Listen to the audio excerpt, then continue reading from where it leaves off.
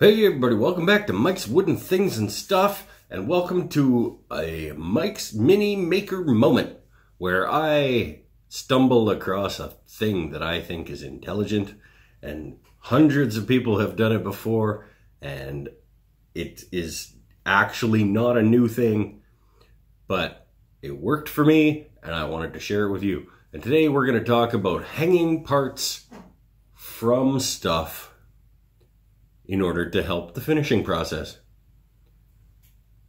It'll be quick, it'll be a maker moment, because that's what this is called. In Mike's Mini Maker Moment, it'll be a mini moment, because that's all we need to talk about this. So I got these legs for the sofa table, and I watched Matt Cremona do something recently.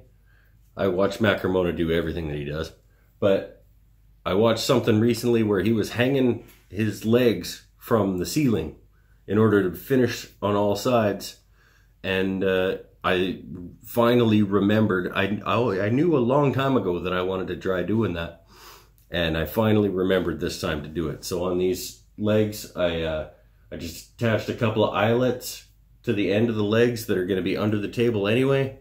You're never going to see the little hole that you put in the top, and you get to finish all four sides, and you can hold on to the bottom by like your fingertips so you don't get any fingerprints on it, and you leave them hanging up there through all the coats.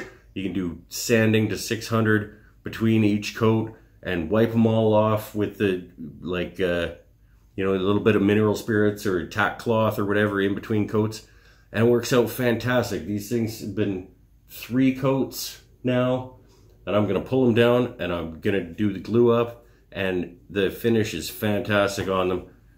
Think about your finishing strategy going into finishing. Sometimes maybe screwing a little eyelet into something and hanging it up from the ceiling might help you out.